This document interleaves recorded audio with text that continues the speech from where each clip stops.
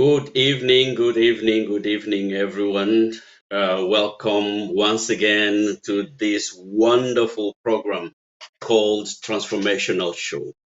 The Transformational Show is a show put together not by expert, but by a group of people who have passion to share whatever they know and also give voice to those who don't have voices. And we've been doing this program for the past 6 months, and it's been a blessing really to many. It's changed so many people's life, including my own life. The topics that we talk about here are topics that we can label them as taboo, especially in our community. But then again, those are things that touches and changes people's lives. So we have to talk about those things. So today we're going to talk about childhood trauma and its effects in the adulthood. And as again, I'm not here alone. I am here with a wonderful person that you're going to meet very soon.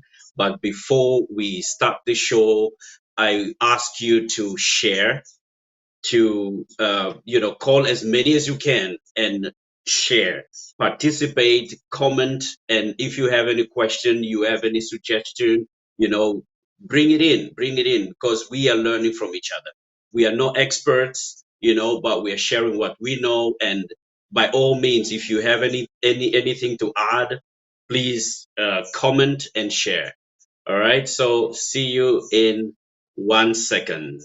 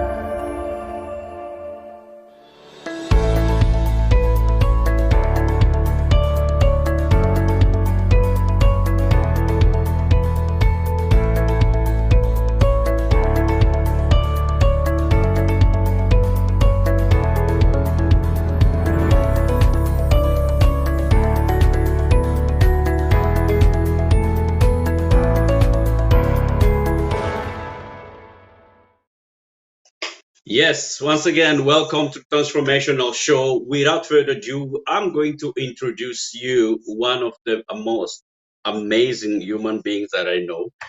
All right, so yeah, we're gonna meet her. Here is she.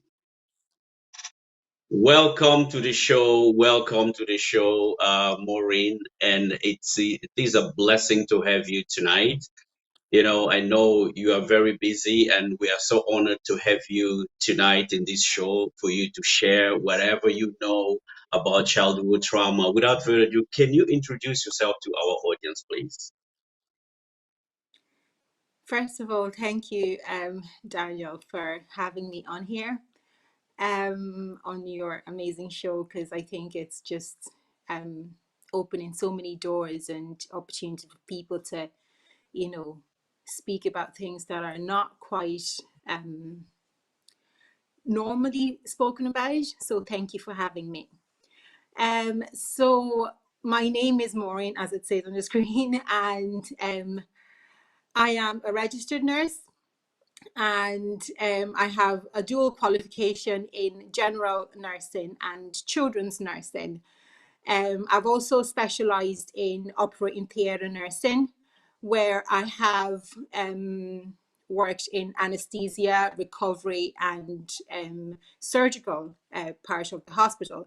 So I feel like I have something to contribute to this because I have studied this topic during my um, higher diploma program in children's nursing.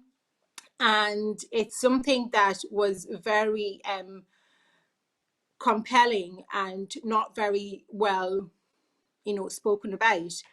So this topic just captured my attention while I was studying it. And yeah, it's just I enjoyed reading up a lot on it. Yeah, so that's me. Thank you, Maureen. Thank you. And we're not gonna waste too much time. We're gonna dive right in. We're gonna dive right in because I have so many questions that I've received so many questions. Apparently, because of the pandemic, a lot of people now, because of the isolation, they felt like they have to deal with internal things, because there was no distraction going to work and meeting people and doing whatever, So being alone in a room by themselves, so they had to go back and to reflect on certain things that were not right in their lives. And one of the things what people actually are talking about is childhood trauma, and how that childhood trauma that they lived before, how it affected their adulthood life. So can you just tell us, Maureen, what is trauma and what is specifically childhood trauma? So trauma is anything that impacts a person. Let's just go with the basic definition of trauma. Anything that impacts a person in a very remarkable way, negatively. And trauma, whenever you hear trauma, it has a negative connotation to it. In terms of childhood trauma, a lot of the times it's better to just speak about it as um, adverse childhood experiences. So when you speak about childhood trauma, a lot of the times it's identified in a lot of research papers as adverse childhood experiences, which is known as ACE. So these adverse childhood experiences are can range from anything, anywhere. Like there's no actual parameter for measuring this the range of how far childhood trauma can go when it comes to adverse effects that adverse experiences that children experience, in their lives. So there is a lot of studies that have been done, and yeah, it's it has huge impact on a person when you say a person has gone through childhood trauma. So you need to, kind of examine what sort of trauma is it. Like a lot of the times, high impact trauma can impact a person in the immediate stage where there's shock, and which puts us in a flight or fight mode. And a lot of the times, childhood trauma, when a child is experiencing it, right, at the time, it um, might not be perceived by the child as traumatic, but it actually makes a massive impact. So that's what I mean.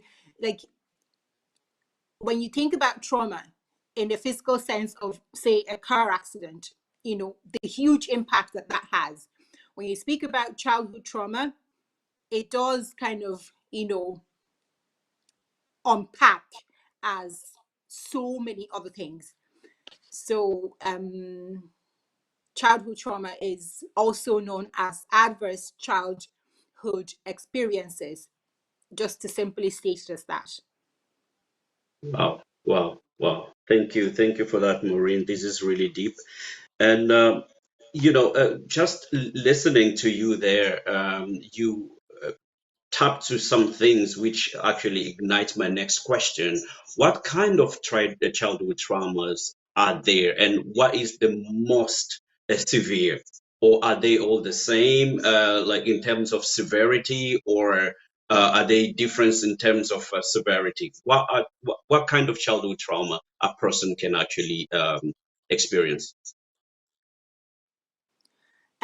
There's a lot. Um, Now, I have to make reference to a 1998 research study that was done by the American Center for Disease and Control and a hospital in America called the Kaiser Hospital. Now, they performed this study on adverse childhood experiences, okay, ACEs, adverse childhood experiences. There are a lot of them. So they eventually in this study categorized them, physical, emotional, mental, and like just actual like physical trauma.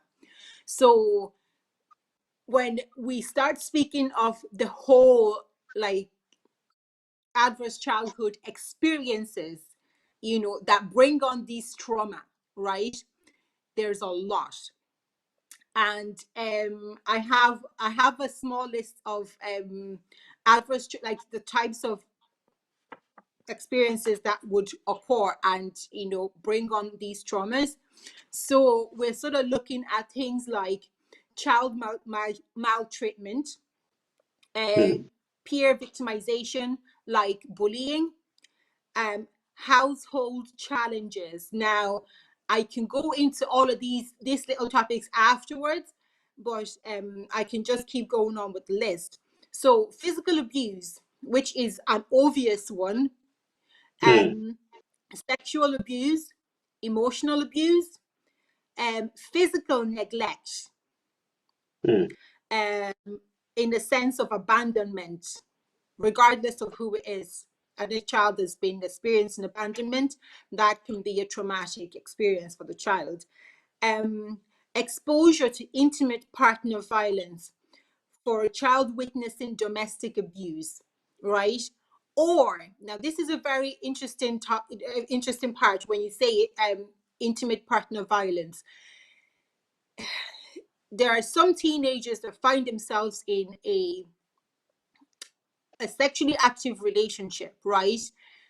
With maybe another teen, or sort of in the same sort of age gap. We can't really decipher these things, but they could become interdependent in a way that they begin to experience a certain type of violence because they are in an intimate relationship with this other person. Now that is in the teenage sense, and then they can experience trauma from this sort of relationship, and it's not quite openly spoken about, but it does happen.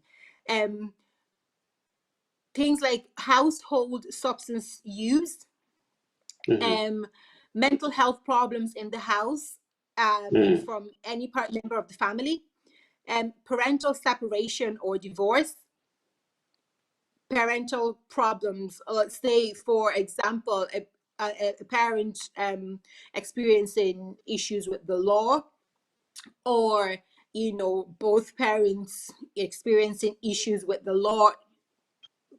We can't really put a number or a name on these sort of experiences. They vary for everybody. Okay. Now, things like immigration problems can arise and bring up a huge amount of trauma for children. Financial problems, a case that a lot of my fellow African people will understand is spanking. Household gambling, that is huge, and it's not looked at as any and as an effect on the child, but actually in effect it is quite traumatic and can Um, you can know you repeat the last one, and can Maureen? Household gambling. yes, household gambling problems, yes. Okay, can you explain a little bit um, on that? so in a household where there is where there are two parents, we assume it's a two parent household, right? And we are like everything is all going well, and all of a sudden, like, and there's stability in the family. All of a sudden, one of the parents, we can't say is it the father or the mother, because gambling can come from any of the parents. Now, you're seeing that this child is noticing a difference in the pattern of how things are functioning in the family, because this particular parent is not as attentive to the child. This particular parent is always looking at the newspaper to see what, for example, a horse to bet on, if they're betting on horses, because betting on horses is gambling. Maybe they are looking at I don't know, an app on the phone that follows through, a particular thing to see how good it's doing. The relationship of that particular parent and the child begins to dwindle down, and the child experiences it. That particular parent also loses out on having a valuable relationship with the other partner. mm, Now, the child is witnessing all of this, and it's something that this child had never seen before. And they may begin to think to themselves, is it their fault? What is actually going on? They mm, may not exhibit any sort of behavior that will be noticed by the parents. However, they may go on to school and exhibit other sort of behaviors. mm. Or they may internalize it. So household gambling can destabilize a family, in a sense that it can bring on trauma to the child. Wow, wow, wow. That's deep. That's deep. And you touched also on the issue of physical abuse, right? Yeah, I suppose the physical abuse that a child might experience, um, maybe it's not necessarily that the child is being abused. Maybe somebody in the household is being abused, but not the child, and the child sees that. That can also cause some kind of a trauma, isn't it?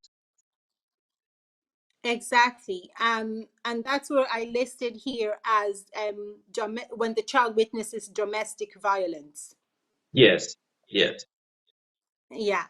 The child does witness domestic violence, and that has a massive impact on their experience regards to trauma.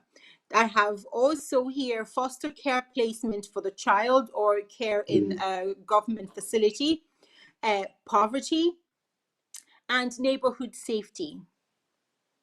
These Oh, are all wow. types of things that can bring on trauma, and it's not obvious, but it is evident that these things can bring on trauma to the child. Mm, mm.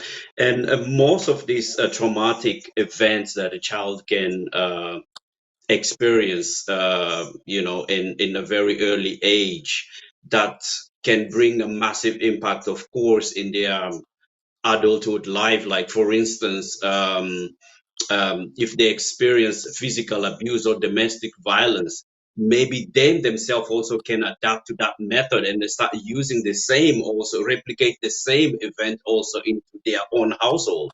Correct? Absolutely. Mm, Absolutely. So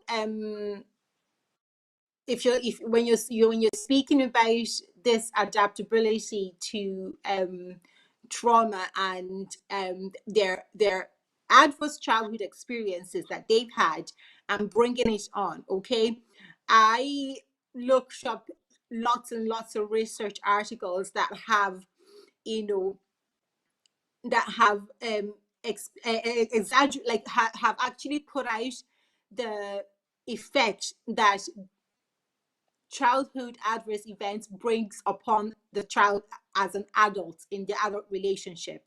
mm. Does that make sense? So Yes, it when does. it brings on these, yes, so these experiences are carried on as a child into adulthood, and brought into their relationship as adults. And it reflects hugely, regardless of the type of adverse experiences that they've had, it definitely always surfaces in their personal relationship. And it could be in a very intense way, or it could be in subtle ways. But regardless, all of us have experienced a certain type of trauma. Nobody can avoid trauma, because trauma is as you live daily, you experience trauma. Even as a child, that's why we all need to keep working through our experiences to make sure that we're Mm. dealing with our trauma, you know, Yes. effectively, you know. Um, in a very, very subtle way, you would never know that this is an issue that has been brushed from your childhood, and you've carried it on, and it's become part of a behavior for you, and you look at it Mm. as a normal pattern of behavior, because you never thought of anything negative of, you know, whatever you experienced, because it was never Absolutely. actually properly dealt with. Absolutely. Absolutely. This is good stuff, dear viewers. This is amazing. This is amazing. So, I just want you to share this program, and invite as many as you can, to participate in this. If you have questions, like I said before, please ask the questions, share your experiences. If you want to, you have a voice, so bring your voice to life. All right. So, Maureen, thank you for what you have covered so far. This is great. This is really good. You are shedding light into a lot of things, which people actually don't know or don't even consider. And that brings me to my next question: what causes trauma, really? So the cause of trauma is, like, it's not known. What may impact one Mm. child in a negative way is definitely not what will impact another child in the same way. Okay, so we all have different responses, right? As individuals, once we are born, we have personalities, and our personalities are beginning to get built. Now, when you speak of this, you're talking about nature versus nurture and the flight or flight effect, where, one child has a different pattern to dealing with things, and another child has a different way of dealing with other things. And a lot of the times, our resilience and adaptability can come as a genetic thing, if that makes sense. Yes. So um we are we are fine-tuned naturally to deal with certain things, but some people are not as well equipped as Mm. others when it comes to different things. So you can't really put a finger on what actually causes trauma, right? A person crossing the road, and a car literally drives up, beeps at them, they run back, right? As they are Yes. crossing the road, they run back to their original spot, right? That person may have that event constantly replaying in their mind the whole time, and that can lead and unfold to other things, in that person's life, that they never knew that they had experienced. Do you Mm. understand?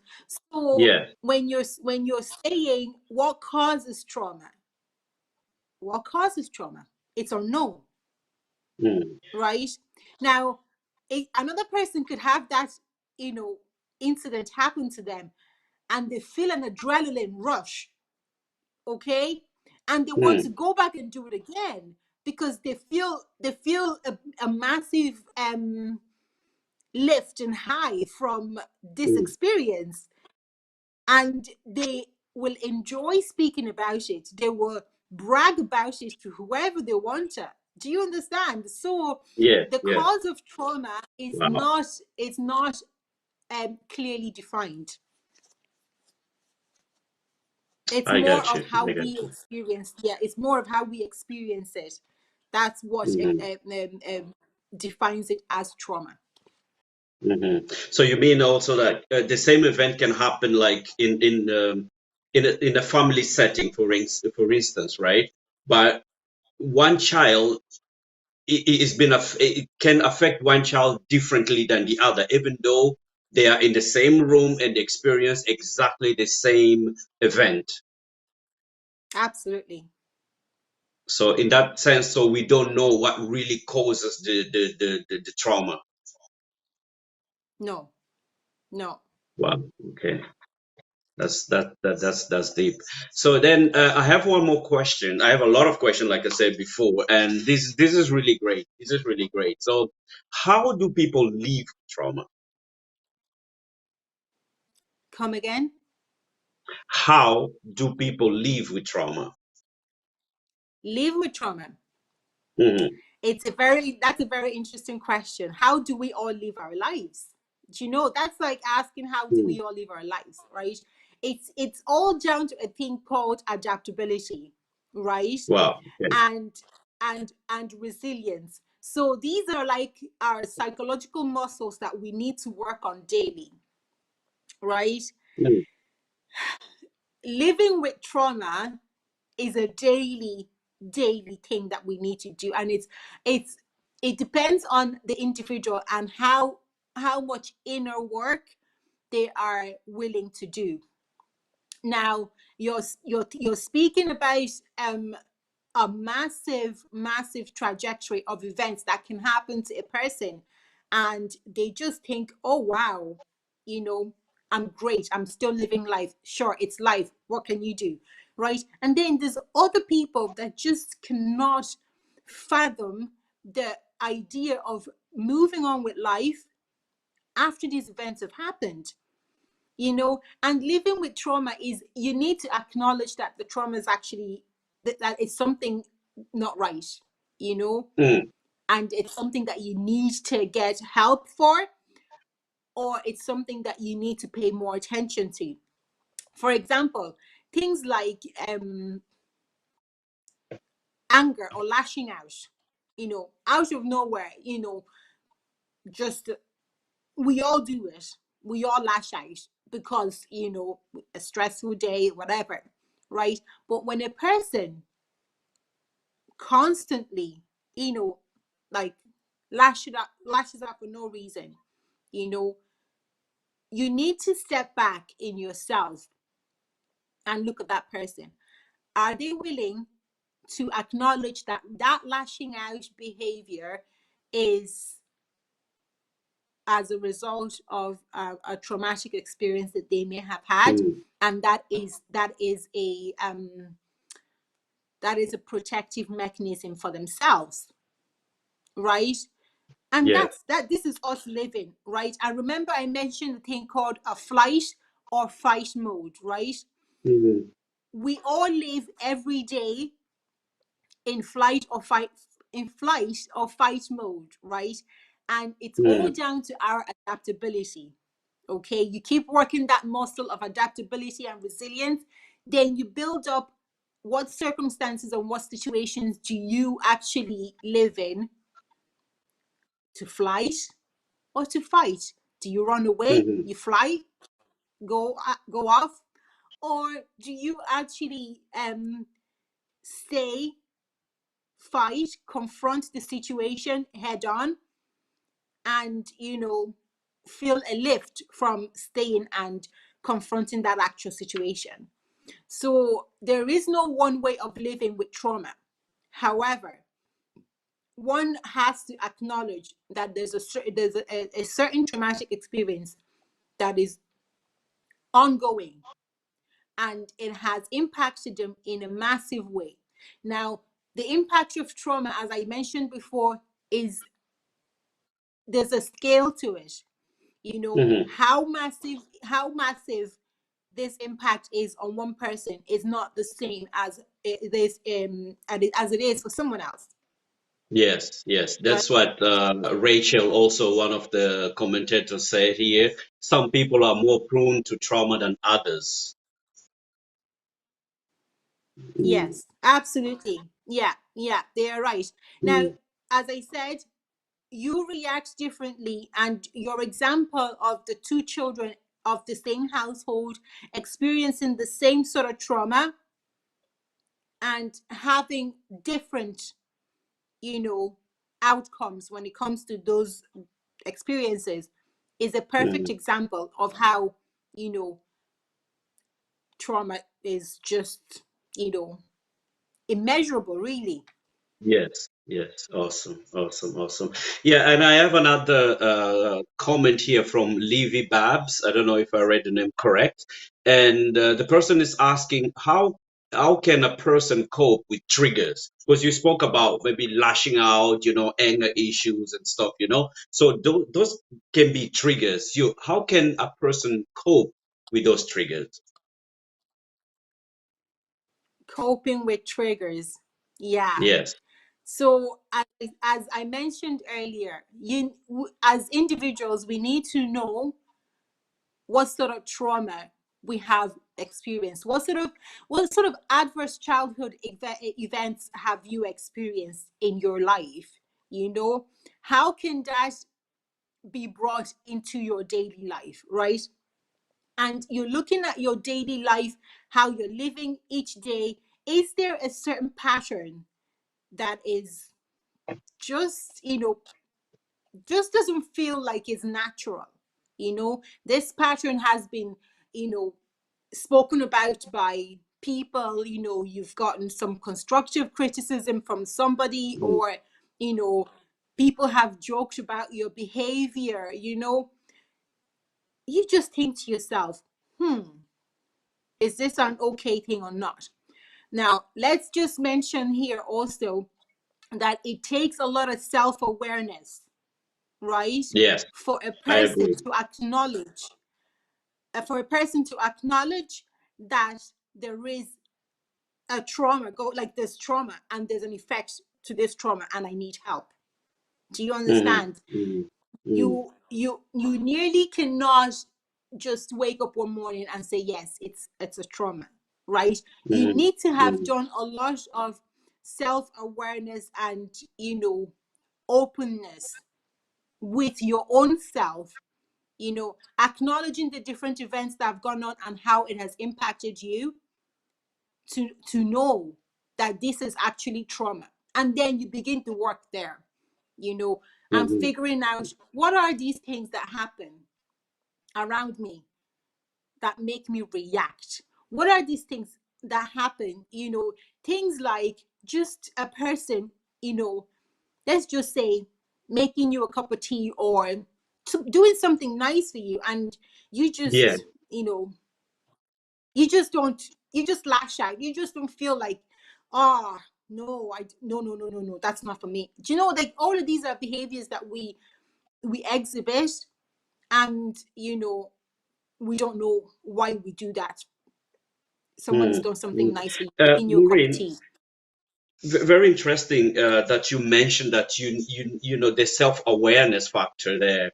And I believe there are many people who actually, because the event was so traumatic, right? So they try to suppress it, right? And the more they suppress it, the more they don't want to think about it. So how can a person like that can actually come to a self-realization, like, and first they have to accept that there is a problem here, and then they have to go back to, maybe memories and try to find out you know um, what is causing this behavior in adulthood, right? But firstly, I think the acceptance is mostly the problem. Yes, yes. The reason that this is a massive topic, and it's a topic that is really important but hardly mentioned, is because of the acceptance. The majority of people are not willing to accept that they have gone through something that that could be labeled as traumatic. Okay, when you approach a CEO of a company, and and tell them, I think your behavior kind of seems like you're influenced by something that happened, to you as a child. What do you think the response from that very highly recognized person would be? Mm. There's a lot of denial, right? Yes. Yeah. There may be some sort of um, anger pushed towards you, Mm. okay? And it takes a person who has a lot of grounding in themselves to go back and reflect on what they've been told.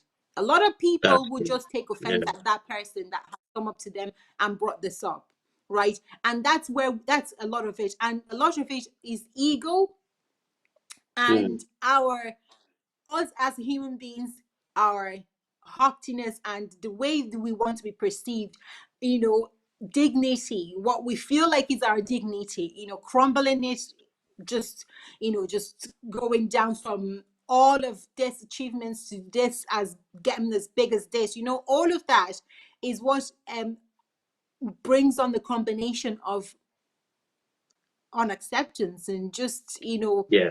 us just kind of building a wall almost Mm. when Mm. you open up about a conversation about trauma. And Mm-hmm. that's Mm-hmm. another thing So. also is because certain people don't know that certain experiences are traumatic.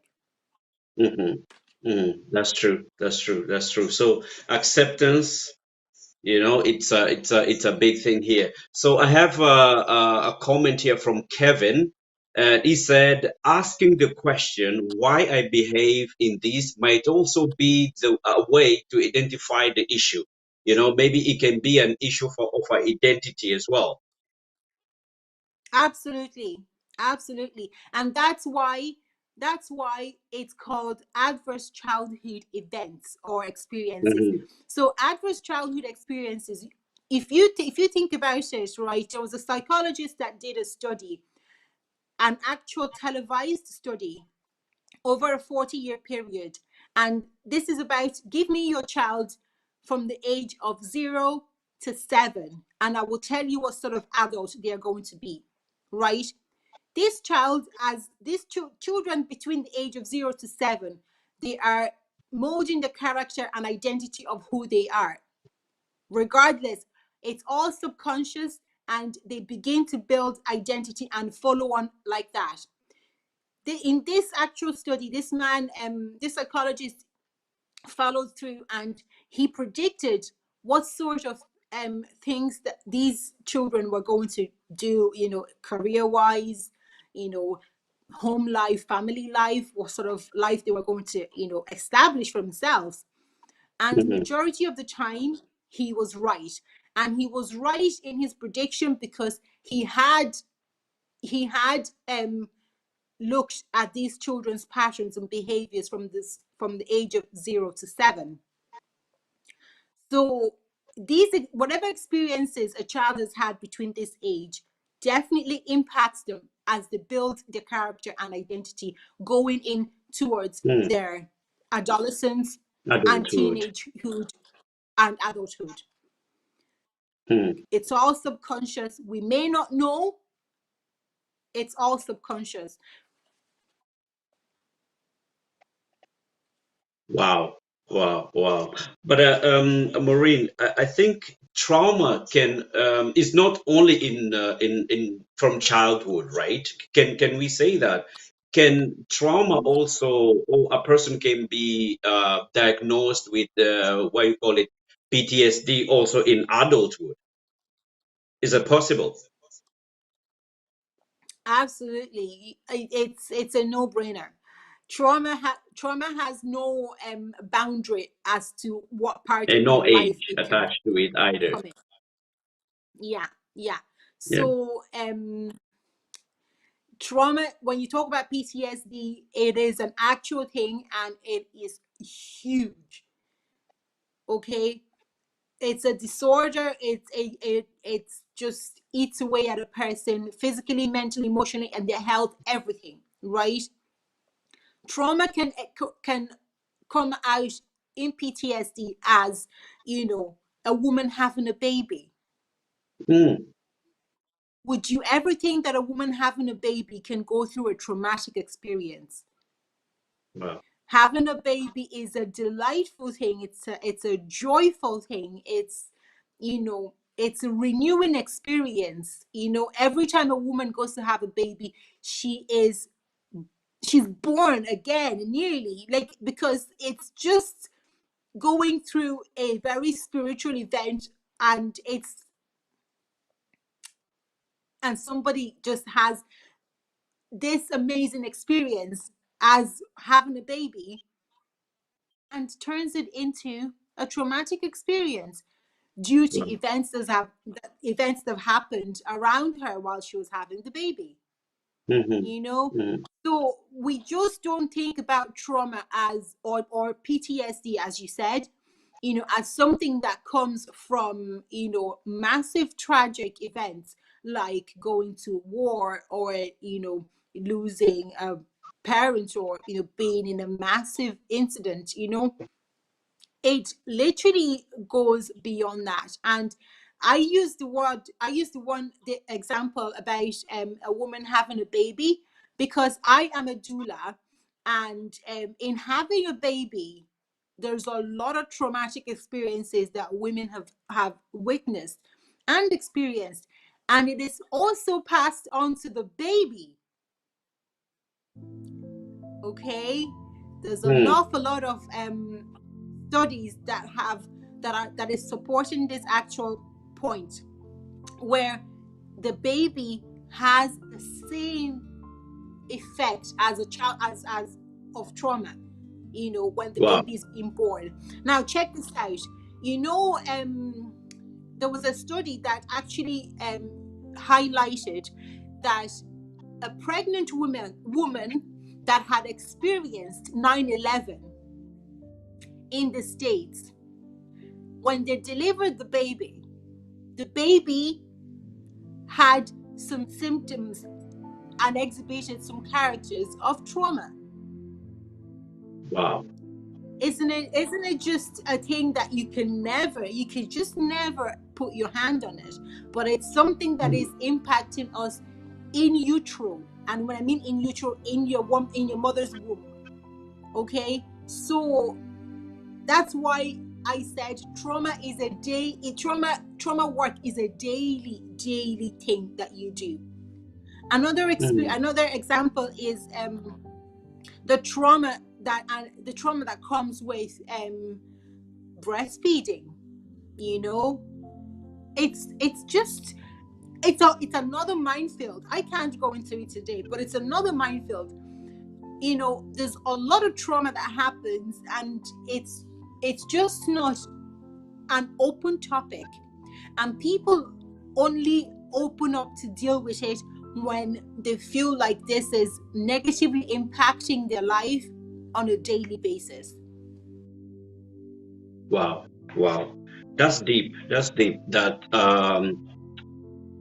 such a traumatic event can even affect an unborn baby. Maureen, in your experience, in your studies, do you also believe that trauma can actually also go into your DNA and even affect generations? Is such a thing like that, or that is Yes, too far-fetched? it is not far-fetched at all, and I'll tell you this, right? Because I have a note here on a thing Mm. called epigenetics, right? So Yeah. trauma is interconnected with your genetics, and it will predispose a person, right, to a health issue, would you believe, that Wow. is linked to a traumatic situation that was experienced by a parent and carried on in that way.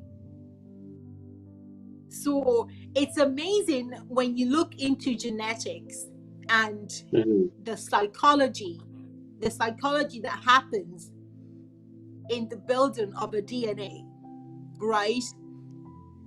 How do I put this now? So when a child is in utero, in the womb, right, that the child's DNA is already, constructed, if I can say that, because it's a combination of the father's experience and the mother's experience that comes in together, right? That's where nature versus nurture comes in, right?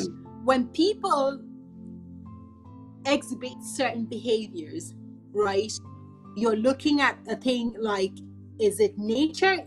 Were they born with it? Is it their DNA? Is it nurture? Is it how they were brought up? Is it how, they have come into this, what an experience they've had, say an adverse childhood event, as part of their nurturing and upbringing, So epigenetics is definitely something that comes along and has a massive impact in a child before even they are born. So it's hard to just comprehend this topic, but it's just something that is evident. And that's why I said we all go through trauma, and we all need to do trauma work every day and build that resilience and adaptability muscle every day. Awesome. Awesome. Well said, well said, well said. Yeah, and that brings me to the next question, also asked by Livy Babs. What are the different ways in which someone can seek help after trauma? Okay, so when you're saying how can someone seek help, Yes. children, I'm going to start with children. Okay. Right, experiencing trauma may not know that they've experienced an actual trauma, except it was vocalized by the child, and then you start to the right person also. When a child vocalizes a traumatic experience to the right person, then the work can begin. Do you understand? And that's where there's open doors for an adult in dealing with trauma. You just need to begin to just I would definitely recommend writing things down. Journaling is a great way to start. When you start putting pen to paper, and I don't mean typing it in a phone or typing it on a computer, I mean use your pen and paper and write down what you're feeling and how you're feeling it, right? That is the first step. But it can be very heavy for an adult person to begin to warm up to the idea of using a pen and paper and writing things down. It's nearly looked at as a sign of weakness in some people, but that is the most vulnerable you can be with yourself. When you begin to put pen to paper and write down exactly what you have gone through, right? First stage is that you've acknowledged and accepted that has happened. That is how you're able to put pen to paper. That is how you're able to put pen to paper and begin to document this. Okay? And that is the most amazing thing that can ever approach trauma, because you've accepted it, right? And you're not denying it. And you're going through with the next stage where you're like, I need to seek help. Journaling is not enough. I need to get to the next stage. Then you start to look into, other forms of therapy. Do you begin to work out, exercising? Do you begin to do other mental sort of work? Do you start to, depending on what you do you pray? Do you start to meditate? Do you start to, how do you begin to just work through this experience in a physical way? Because you have also started the mental part of it by journaling, right? You then begin to look into what external help can you get. And this is all to do with accountability. Okay, so when you involve an external help, this is a massive step in the front of accountability, where you are nearly, seeking out somebody and saying, I want to talk to you. This is what I'm going through. This is what I've been through. That person is well qualified. That's if you're seeking, help in a professional way. That person is definitely well qualified to take your experiences, piece them into different categories, right? They will help you decipher every information that you have given to them. Hello? Yes, I can hear you. Oh, okay. They will decipher every information that you've given to them, and that is the external help that one can use to just begin to just have a level ground with the traumatic experience that they're having. Amazing. So this was a very deep topic. It is still a very deep topic, and we are going towards the end now. And really, Maureen, I can't thank you enough of the amazing information that you shared here. And I have so many questions which I don't think we will be able to answer them. We only have 8 minutes left. But before we going to the close, right? There is a question here. How can we avoid this? How can we, obviously, we cannot avoid it 100%, but what can we do to avoid our children or, other people close to us to, how can they avoid, or what can we do for them to avoid those traumas, even though we don't know what causes trauma? Oh, right. Okay. So I have to just put out something right now, okay? So I just want to say that children don't get traumatized, right? Because they get hurt. All right? Children get traumatized because they are alone with hurt that they have experienced.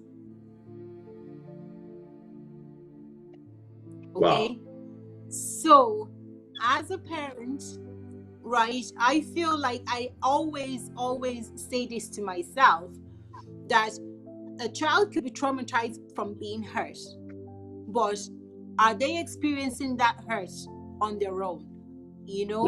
And we need to be a little bit more attentive as parents. And what I mean attentive is, look at your child, just look at them. And when I mean look at them, I don't mean this, I just, when you're able to birth a child and raise a child, or if you just foster a child or adopt a child, if you're able to look at this child, you can tell that there's a hurt going on. And this is when you open up. This is when you begin to be present. As a parent, being present is the most important thing that you can do to help avoid a child going into that spiral of having a traumatic experience shoot into their adulthood. This child that you have raised, that is always receiving responsive parenting from you, by looking at them every day and just say, or maybe once a week, you look at them, you say, what is on your heart, or you just get into light conversation and slowly get into deeper conversation. And this child will always remember that this is how you deal with issues. And in that way, this child will definitely remember and have the muscle memory of knowing that they have to always come back to talking. They have to always come back to openness and self-awareness. That is the one way of teaching a child openness and self-awareness. Now, we are never going to be in control of what sort of trauma that the child goes through. We can obviously protect our child. We can definitely protect our child, but we cannot, stop them from experiencing a hurt or a trauma, right? But we as a parent or as an adult guardian that's there needs to be present, your physical presence with a child, holding their hand, acknowledging that this is a traumatic experience. I know that it's difficult at this time. What can I do for you? How can I help you? How can we move forward from this? In doing this, you will raise a self-aware child who will not only know their value and their worth, they will also pass it on to their child. They will also be a valuable member of your community because they have learned this behavior of self-awareness. I shouldn't have done this. I'm experiencing this. How did I get here? Why am I doing this? All these questions that we need to ask ourselves daily. All these questions need to ask ourselves daily indeed. Maureen, thank you so much. Thank you so much. I am tremendously blessed with the amount of information that you shared. Like I said before, we are not experts, but we are sharing what we know. All right. Of course, there are people out there who know more than we do, but the little that we have, definitely we need to share. And yeah, like I have a list of questions here, which we won't cover them, but somebody just wrote something here, and she pleaded for me to read it. And she's saying, as a child and teen, I was brought up with hatred, violence, absolutely not love, and that and this has rippled into my entire life. Up until just recently, I was able to rise above it all. So what can you say to people out there who actually are still experiencing that lack of love, that the trauma, that they are not, they are not able to rise above it, even though some are actually rising above it, but some are actually struggling. What can you say to such a person? I mean, thank you for sharing your story, because that is a very, very personal story, and it's definitely a testimony for someone else. So thank you for sharing that. I think that we need to practice self-kindness a lot of the time. Now we can be a little bit harsh on ourselves, and when we're going through something and we know that's what we're going through and we can't just get past this experience, self-kindness is something that you do, and you just hold on to the person that you are and say, you are not this experience, okay? And then you reflect back onto yourself and say, right, this is not my experience. I have experienced it, but it's not going to own me. Do you understand? Great. Living daily has to be a gentle practice, okay? I call it gentle living. Self-kindness and gentle living is something that's going to help you slowly go through it. Now, some people can go through it speedily, and other people just might struggle, as you say. And that's when you need to begin to have some sort of self-kindness and begin to live gently with yourself daily, because we are our only vessel. Like us as individuals are our only vessel. So kindness to yourself and gentle living. Okay, we leave it at that. Kindness to yourself and gentle living. That's an awesome message for you out there. If you're going through some issues that we have dealt with here, it's good to acknowledge that there are issues that you need to work on and seek for help. And we're going to put some links in on the video, for with information where you can actually get help.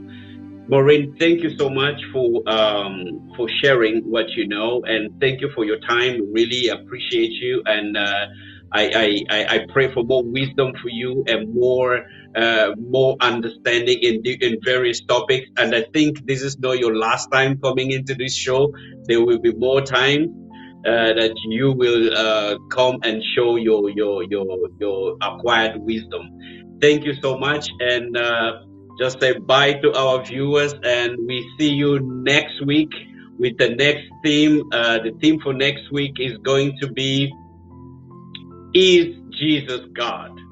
So make sure you connect, make sure you subscribe to our channel so that you can have all the information firsthand. Thank you so much, and good evening, everybody.